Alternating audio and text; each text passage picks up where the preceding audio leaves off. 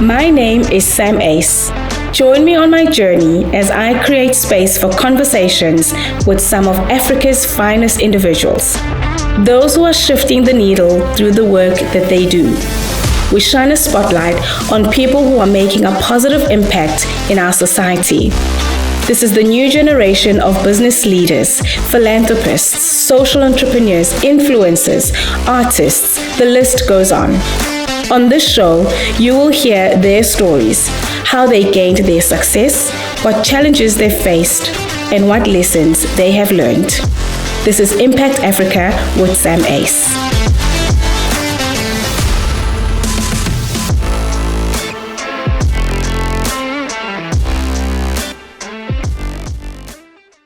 Hello everyone and welcome to Impact Africa.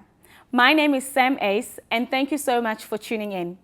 Today I'm having a conversation with the founders of the Beast Foundation, Tendai and Kuziva Mtawarira. Tendai and Kuziva are passionate about social, psychological and physical development of children and to teach them the important life skills through sport. And in today's conversation, they will tell us more about what exactly it is that they do. Welcome to Impact Africa, guys. Thank you, Sam. Thanks for having us. I'm so honored to have you guys here. Thank you so much for your time. Thank you. Great to be here. I know. It's actually, we finally get to have this conversation. Yes. And I'm just so happy for the viewers at home because we've been wanting to hear about what the Beast Foundation is all about. And I feel that today is the day. Yes, today is the day, finally. It's happening. But before we even get there, who are you guys? Who is Kuziva? Who is Tendai, the Beast? Geez, I think we'll start with you, baby. Ladies first. Trying to put who I am in a nutshell. So, Kuziva, like you said, Kuziva Mtawarira. I'm 31, turning 31 in a couple of days. And my passions lie in children, women, and education. I'm so dedicated to just upskilling myself as well. That's why at this very moment I'm actually studying. And I just strongly believe in education giving everyone a chance, a leg in the door. So I think that's who I am in a nutshell, without going to hobbies and everything else that makes who Ku is. Amazing. I think that pretty much sums it up. Amazing. And who is Beast, Who is Beast? I've been asked that question a few times. Now, I think, firstly, I'm a father, I'm a husband, I'm a family man. And obviously everybody knew me for being a rugby player and running around on the field with a rugby ball. But now I've transitioned into my next chapter. So I'm also a businessman. I'm an entrepreneur. I'm involved in a few new ventures that have given me a lot of purpose. But I think probably the biggest thing that I'm really passionate about at this very point in time is my foundation, the Beast Foundation, which is obviously a vehicle that I created to give back, and obviously it's not about only me. Ku is also involved, and also we've got a greater team of directors. So the foundation is something that I'm really proud of, to really impact young people's lives and go out there, do good work in the community. So I'm a very ambitious guy by nature, and I've hit my next chapter running here. Amazing. You would not have coined that name Beast if you were not an ambitious guy. And so tell us more about your foundation, the Beast Foundation, which I have gotten to know, and the work that you guys do through the foundation, which is mainly helping young people to forge their future, which is incredibly, incredibly important. What do you guys do? How does it work? So the Beast Foundation, our mission and vision is to empower the youth, as you said there. We want to empower the youth in the pillars of sport, education, and life skills development.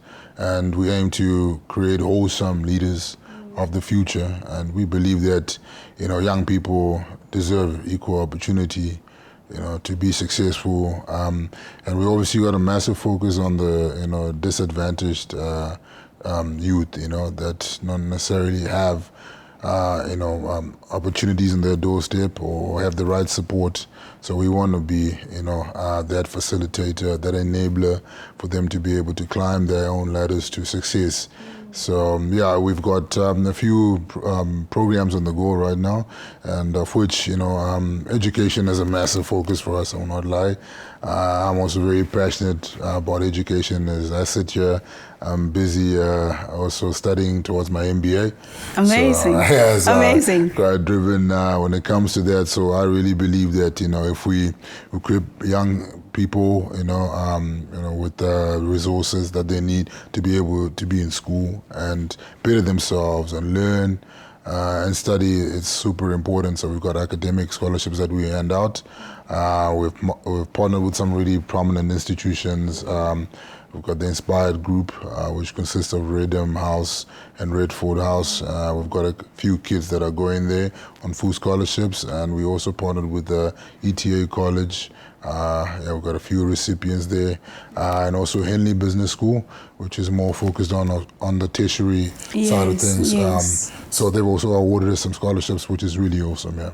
That's incredible, and I love that you are focusing on disadvantaged youth, and to see a child that's growing up with lack of resources, support, and skills development, all that against them, and seeing them going to a prestigious and well-established educational institution is absolutely heartwarming.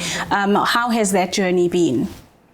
I think it has been quite eye-opening for both Tendai and I, because sometimes we live in a bubble, and in as much as we know what circumstances people are living in around us, it is quite in your face and vivid when you meet these children and you understand their background, and you meet their grandparents and you meet their parents, and they tell you a whole story about the journey and the struggles that they have encountered.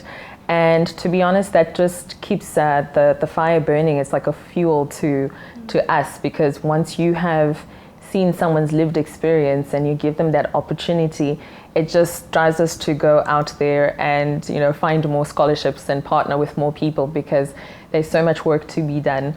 So it just brings reality like straight in your face, but it's also quite inspiring for us as an organization to go and do more work. Yeah, absolutely. And I love the pillars that you're focusing on sports, which you have a really strong and solid background, education and life skills, because in some of the problems that we see, we really do see that one of the things that lack is life skills and just guidance and just mentorship for these young people, and maybe that's all they need to forge into a future. So tell us more about these three pillars: the sports, life skills, education. What does that entail, and how does that work through in your organization to impact the community or the young people? So obviously I've spoken a little bit about the education pillar. So when it comes to sport, we are obviously promoting rugby, and because of my background, it's obviously a natural association. Of course. So we actually look at sports that have got a huge need, and we've got a Pan-African vision. That's probably one of the things that I didn't mention initially. So we focus on youth across Africa, and we look at where the needs are. So we looked at rugby, and then rugby is also a growing sport, and especially amongst girls, it's a big point of focus. And I think the women's rugby is the fastest growing sport in the world, if I stand to be corrected. I did look at the stats the other day. So we like to see more girls on the sporting field, and with all the camps that we do, we've got a 50-50 representation of boys and girls, because we're promoting equality in the same sense. So it's rugby, and then it's basketball, and then it's netball and athletics, and of which going forward we're going to grow that. We're going to want to get into more sports, but we're going to start with that. And we've got a boot camp that's coming up in July, a rugby boot camp, where we are mobilizing kids from all over to come to KZN, to the Sharks, and get some, coaching, get taught amazing skills when it comes to rugby, the basics, and also get an education factor to that camp. So it's not just about rugby, it's actually about really teaching these young people that, you need these values to get through life. So that's really exciting. That's going to be happening in July. And then when it comes to life skills is, it's a part and parcel of your everyday life. So when we have those boot camps and we have our education seminars, we're incorporating that where we teach young people about the basic things that they need to get through life.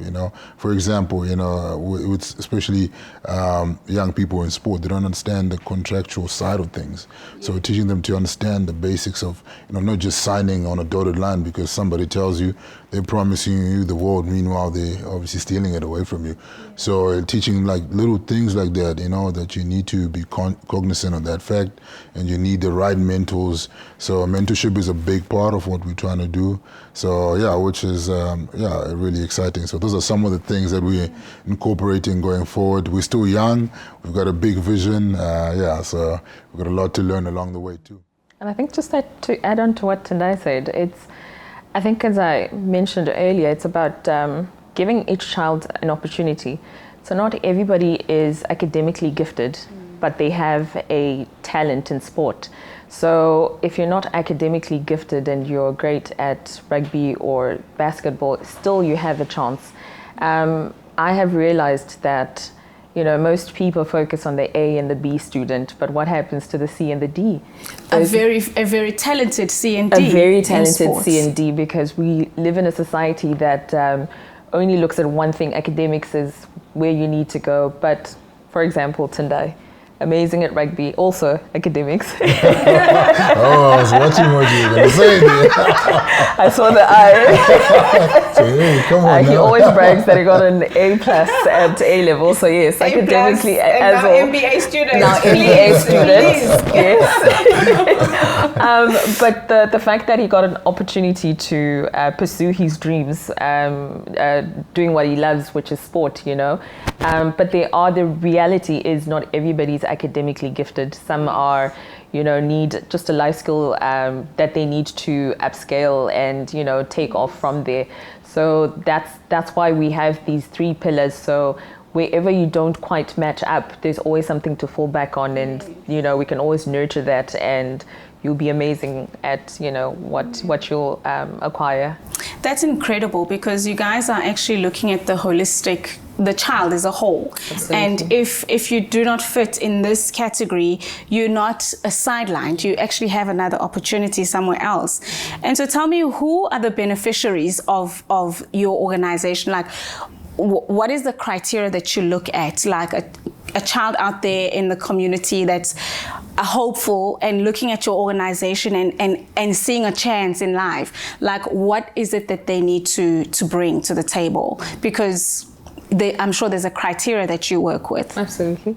Yeah, no, we certainly do have a criteria. And just to mention from the onset that we've got a good team at the foundation. We've got an MD that's quite new into his position. His name is Yase Godlo, and he came from the Nelson Mandela Foundation. So we have brought in a lot of people that have done this before, and they've got a lot of experience. So one of the things that we all focus on, obviously, is the disadvantage factor. So we want to give kids that are, that would not necessarily be given that opportunity, because of where they are, because of their circumstances. So we look at that, and we also look at the hunger, in the will to want to succeed. That's very important, because yes, we want to provide opportunities for young people, but we want to give to those ones that want it the most, because you got to have that big, determination factor in you to want to better your life. So there's quite a Yeah, a rigorous process, especially when it comes to some of the partners that we have. You know, they don't just select kids for just selecting. You know, they just make sure that they tick certain boxes. So, you know, Redham, you know, they're a premium school, and grades. You know, they're all about having, you know, top grades. So that's quite tough, you know, for young kids, but it's inspiring. You got to make sure that absolutely, you work hard in class, you get the right, you know, marks if you want to reach, you know, your ultimate goal. So yeah, we've got a rigorous way of selecting these kids, but like you know, like Kuz said early on, we're not forgetting about the kids that are, you know, don't have the best marks. We just want to see that hunger. Do you want to really do this? And then we're there to assist. We're there to provide, you know, the financial backing, you know, the stationery, uniforms, you know, to make it easier for these kids to be in school. That is incredible. And you know, your foundation is actually setting these young people up and creating first generations in their families, because for some of these families, those kids are the first generation to ever get a quality education or to ever even have an opportunity to play professional sports. But also what I've observed about you guys is that you've attained success at a very young age. I mean, you are 31, turning 31. Turning 31, yeah. And you guys are quite young, and you've attained this success, which takes years, ages for others to attain. But you have used your impact and your influence in such a wonderful way that you're not just burying your heads in the sand to the ills that we are faced with every day. Why is this important to you? Of course, we have to enjoy our successes, and when we become successful in life, in whatever it is that we do. But why is it important to you to use your influence and your success in this way, roping in all these corporates and all these well-established businesses and brands to come alongside you to do this work? Why is that so important? Well, I think personally for me, it's a thing of I think how I grew up. I'm a product of the community, of people looking out for me, of, you know, people chipping in when there was need for school fees.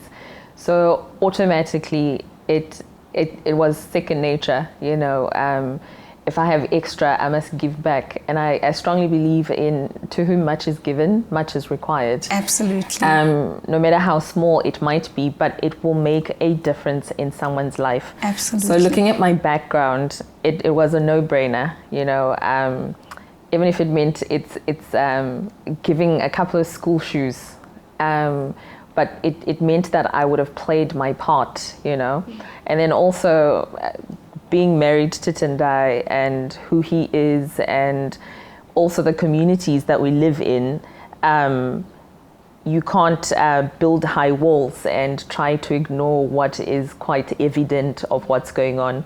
Yeah. And so I think what we forgot to talk about is how passionate we are about people.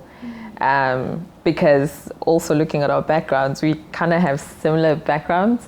So it's just a matter of, oh, babe, Sizani doesn't have water, what can we do? Yeah. So if we can't do something, then let's find someone that can, or a company that is dealing in that already, and see if we can rope them in.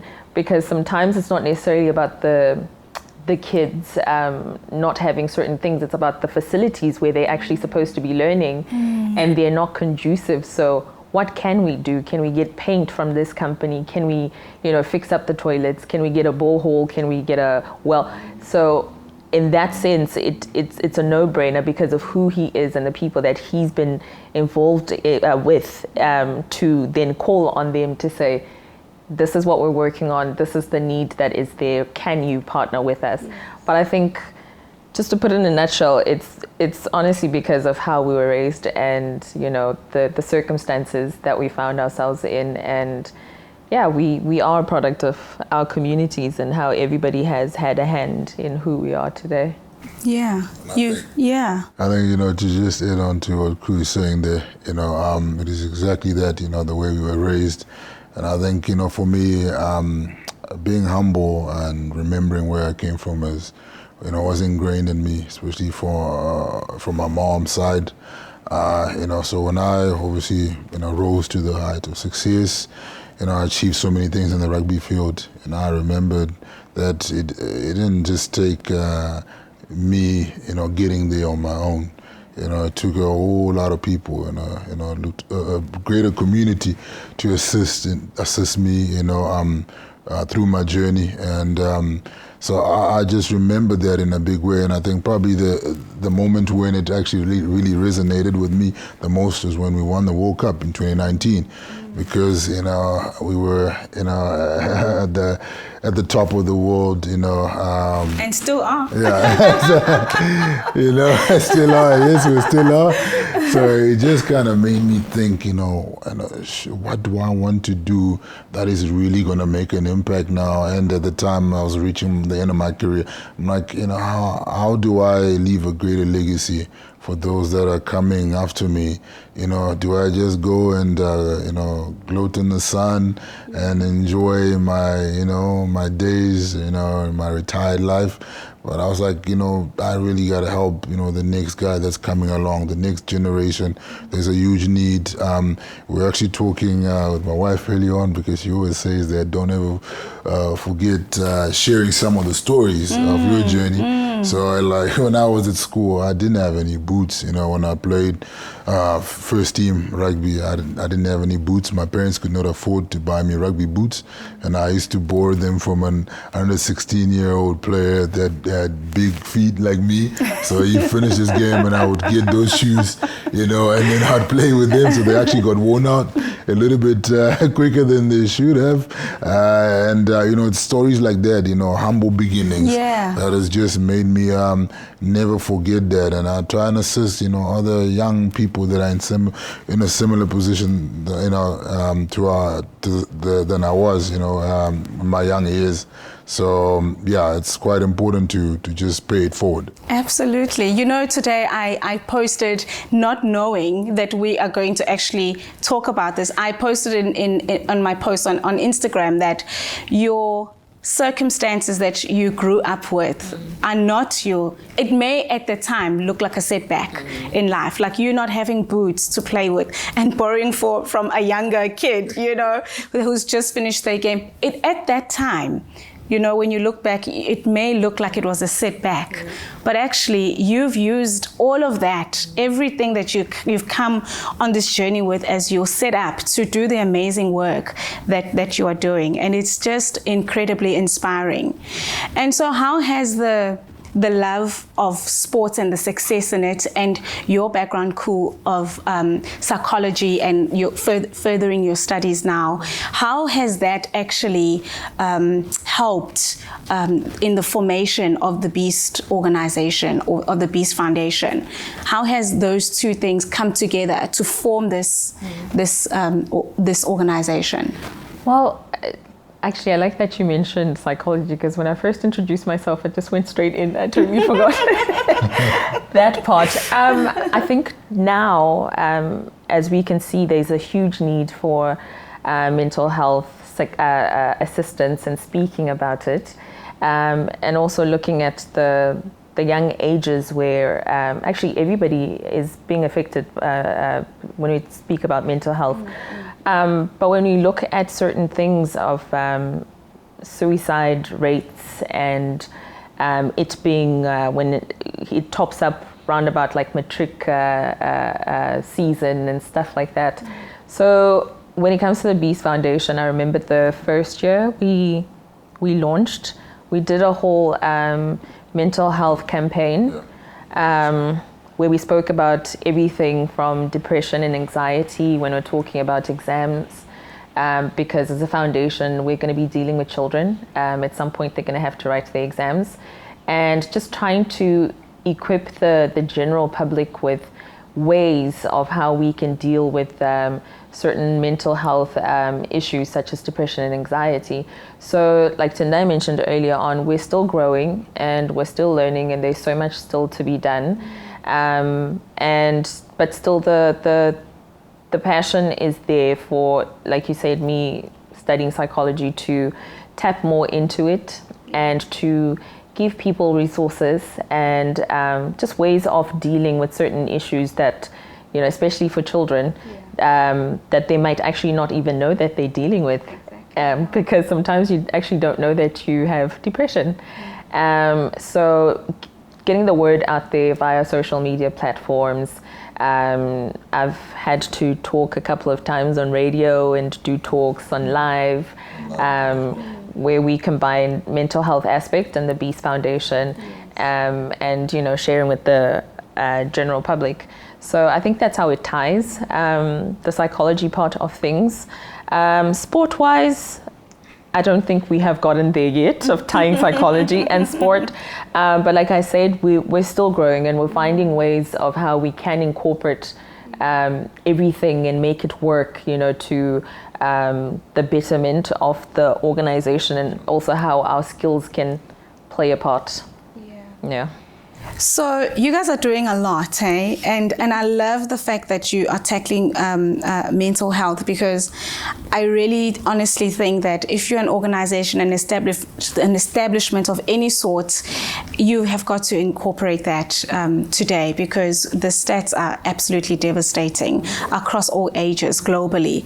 And but what does it mean for you guys to impact Africa? I know that you said a lot, but just individually, what does it mean for you to impact Africa? You're already doing it, but just personally, what does it mean for you, Tendai?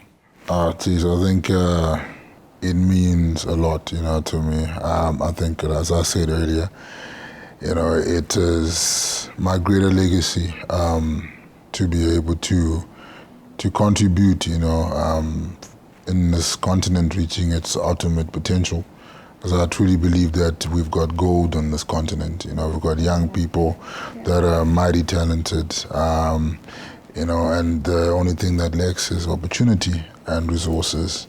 I've been fortunate now to be named the regional ambassador for UNICEF for Eastern and Southern Africa. Yes, so, I've seen recently on my trips, just seeing the need that's out there and the amount of youth that we have, and it's quite disheartening, when you see young people give up in their journeys. So if I can have a part to inspire them and give them the right tools, skills that they need in their journey to be able to rise up and be leaders, and I really believe that this continent can become the most powerful continent in the world. Absolutely. Truly believe that. So I definitely want that to be something that the Beast Foundation achieves, across Africa in the next couple of years. Amazing. And you, Kuzi? For me, actually, I had to think about that whilst you were speaking. But I'll go back to why I started studying psychology, and then I'll come back to impacting Africa. The main reason why I thought let me take this path was because I also, going back to my background, I understood how trauma affected me and how it wasn't really dealt with because we didn't have resources, because I came from an African family and it was just stuff you didn't talk about. So that was one of the determining factors to me going this route, because I was like, I need for African children and African people to understand that what they're going through is normal. I need to, we need to spread more awareness of mental health in African communities. And that was the major reason why I decided to take psychology. And going back to impacting Africa, I always want to tie it back to, again, psychology and what the Beast Foundation is doing, because we're collectivists. And we're about Ubuntu. I can never rise and forget where I've come from or the next person that I can help. It's all about sending the elevator back. So if Ku makes it as an amazing psychologist, first thing I'm thinking is my people. What can we do to spread awareness? How can we give back to community through an institution such as the Beast Foundation? So I think in a nutshell, that's how I would see myself as impacting Africa. Amazing. Through the skills that I have acquired, but mostly for us as African people and trying to understand and spreading more awareness of mental health in African communities.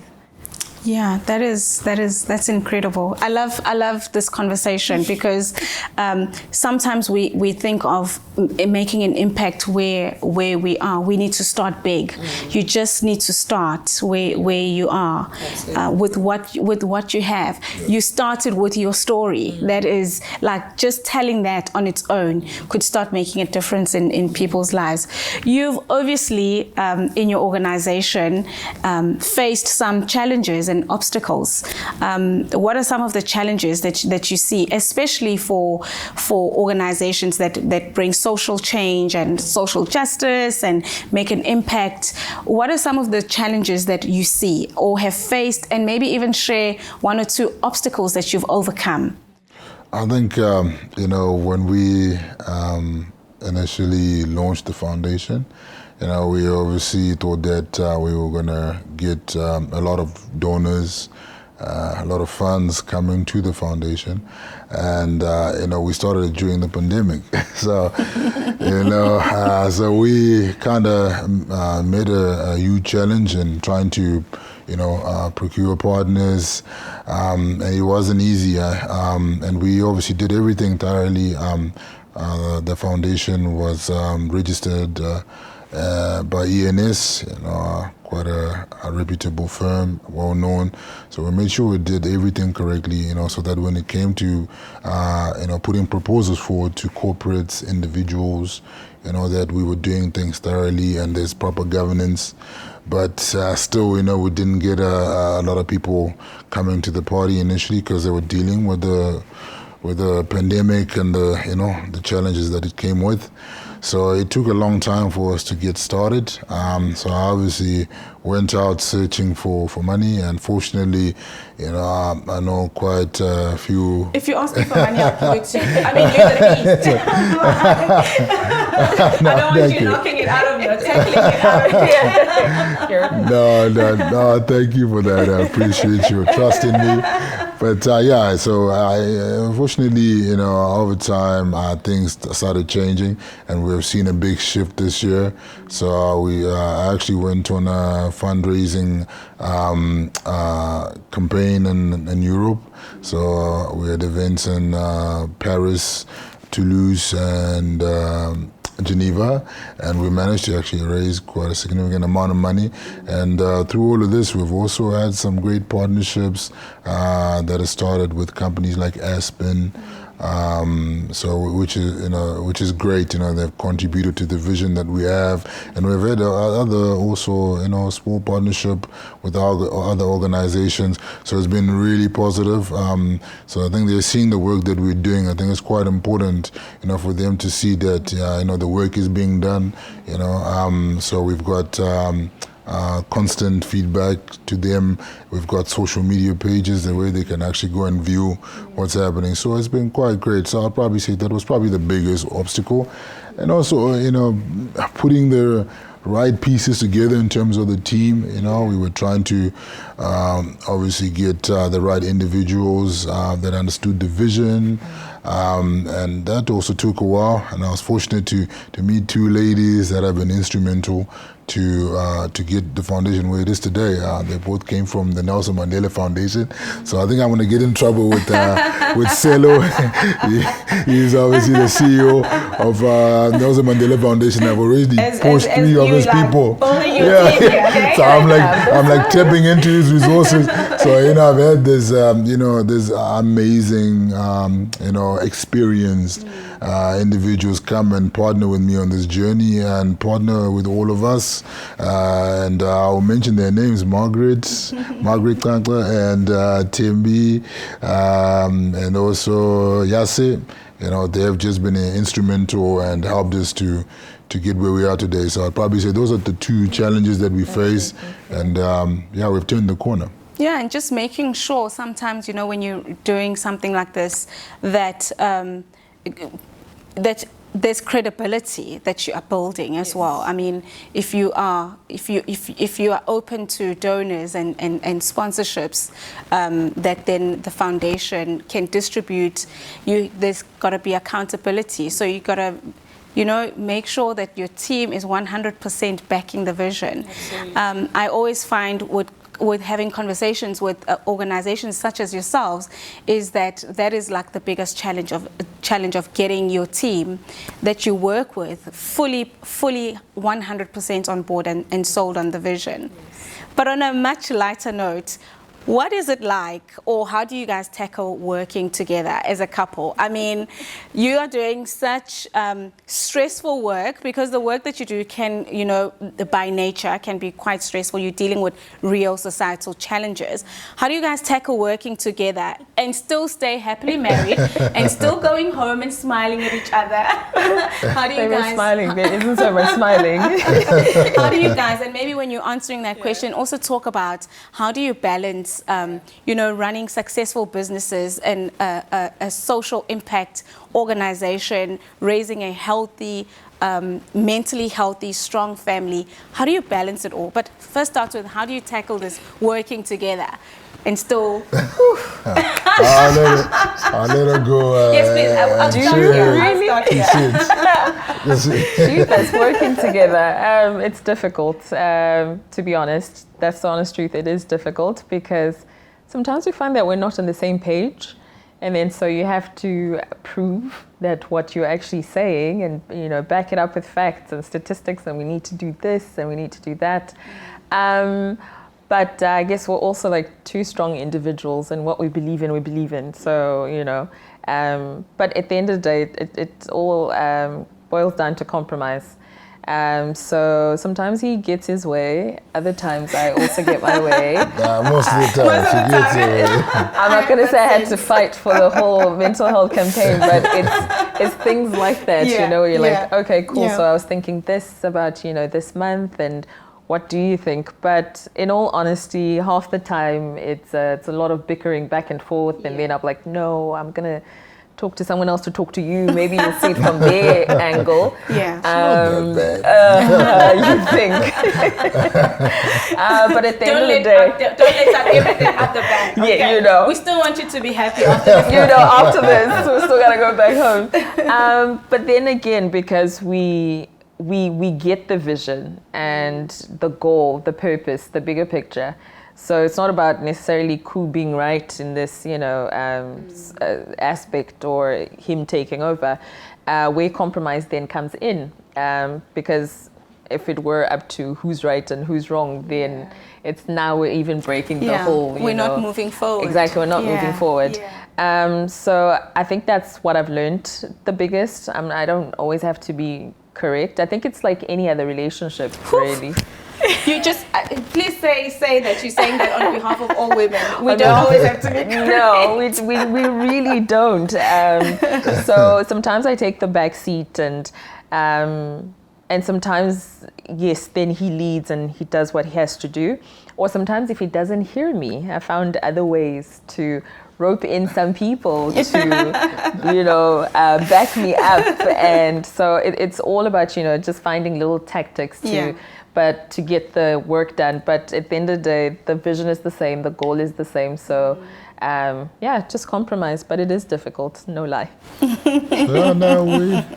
We're a good team. We are. You guys really look like a good team. Try. Yeah. And I always ask people that are working in this space this question, is that the work that needs to be done, the social injustice that is out there, and the social ills and the challenges and the inequality, it gets too much, even for people who are doing this work. How do you guys, at the face of all of that, how do you stay positive, motivated as you're leading this, and not giving up because you're just so crippled and overwhelmed by the size of it all? How do you stay motivated and on mission? Because you have a mission to carry out. How do you stay on mission and motivated? Can I start? If it were up to me, I would have just thrown in the towel. But I've learned so much from Tendai. Like, he's one guy that stays focused and stays on the course no matter how difficult the challenge may be. And or how distressing, the obstacle might be. And he's just one person that keeps going. And Tendai will put his name down for anything and everything, which I admire, and I learn a lot. So when then, the social ills start getting to me, or, when you look at statistics and how women are being treated, and he always comes in with a but, this is what we're doing, so don't let this overshadow the work. And I liked what you said earlier. Sometimes we feel we must make the change on a grand scale, but he always brings it back to, this is what we have. Now, what can we do to sort the bigger issue or social ill that's going on? And in a way that kind of just puts your mind back into perspective of, there's a bigger goal, there's a bigger purpose. But it does affect sometimes like the progression, or just like mindset wise. So personally for me, he's the reason why he kind of just steers it the right way for me. Yeah. I don't know, how do you do it? How do you stay focused? I think, now I'm honored that, I would inspire you in that way. So, now that's on camera, it's on tape. It's on tape.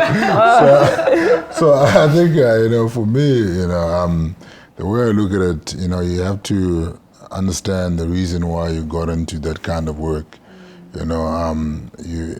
You started it because you wanted to make a difference. So despite, what you might face, how overwhelmed you might become, you gotta get back to the reason why. Why did you get into this space? To try and help people. And I won't lie, I had a moment like that actually recently when I went to Nairobi with UNICEF, and I got to see firsthand, how these children and families, the circumstances they're living in, the challenges that they have every single day. And it was just, it got to me, I was emotional. I remember just trying to catch my breath, like, whoa, this is a bit much.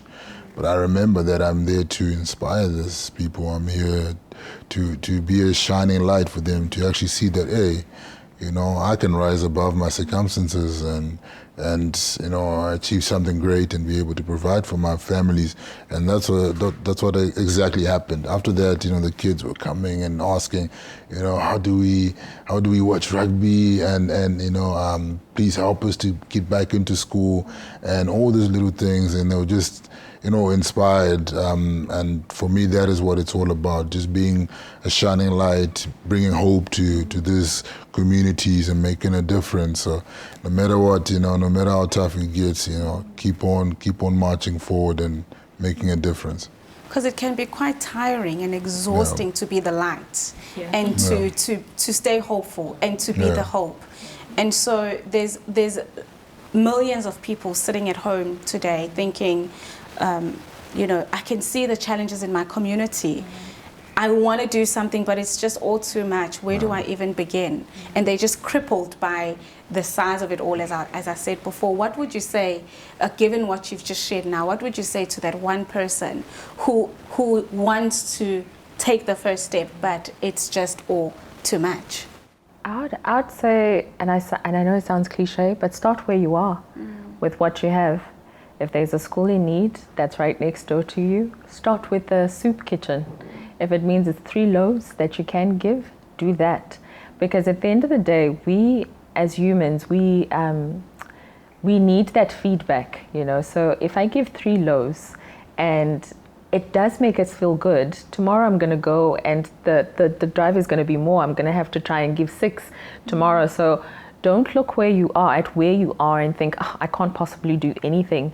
If there are kids at that school, I'm just using this as an example, and you're great at math, then tutor them. It doesn't necessarily have to be anything of material value that you're giving, your knowledge, or even if it's aftercare, children that just need a space to be that's safe, then do that.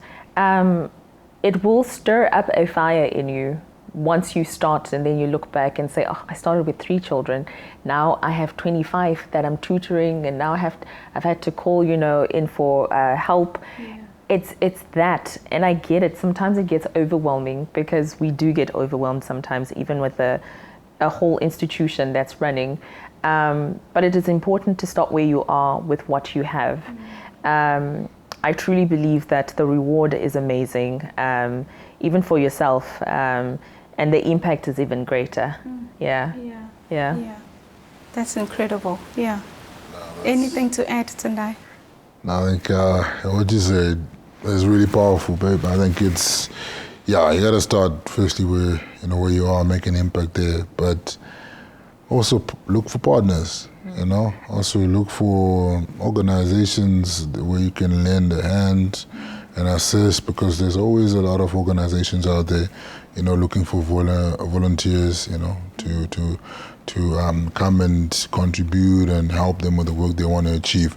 So look at that, and also, avail yourselves, that's quite important. I think a lot of people obviously got money, and sometimes, money itself is not enough. Giving your time is more valuable.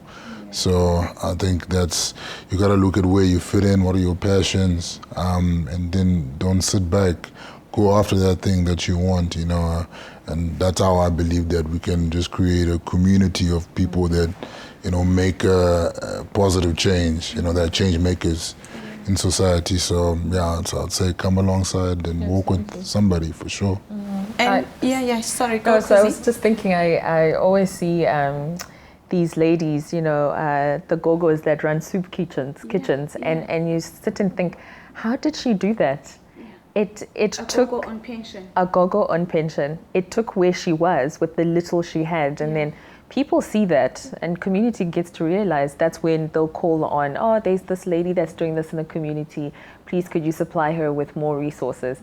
But it's a spark that started with her, and she did something with the little she had, and it just grows into this, big fire. So I feel like people should never underestimate the small beginnings and where they start. That's the biggest thing, because I feel we sometimes hold back because we think it must be done on a grand scale, must be supplying thousands of boots to rugby kids, but start with that one pair and grow it after that, 3 pairs, in the next couple of months, and who knows where, it might take you. And and lastly, you spoke about, like, in your challenges, like getting that funding, getting that financial muscle to be able to do this, because it costs money, and we have people that want to do something that don't have much and think they can't do, but we also have, on the other spectrum, these organizations that have tons of budgets for this sort of work, and some of them, sometimes I find that they actually don't know which projects to support because of issues of credibility or corruption or mishandlement of funds. But what would you say to corporates and business out there that's looking to really make an impact and a change where they are as well? No, I'd say, please look at the Beast Foundation. Of course. Because, we really want to make a big impact, and we need partners to rally behind us, to walk this journey with us. And I think, our work is, it speaks for itself. You can go to our website at thebeastfoundation.org, on our social media pages.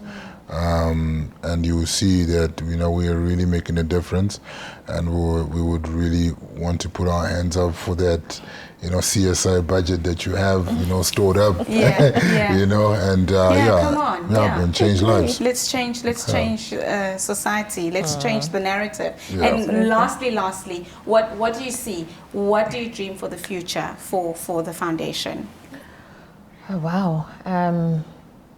I think, as an African child, covering the whole of Africa, I always believe charity begins at home.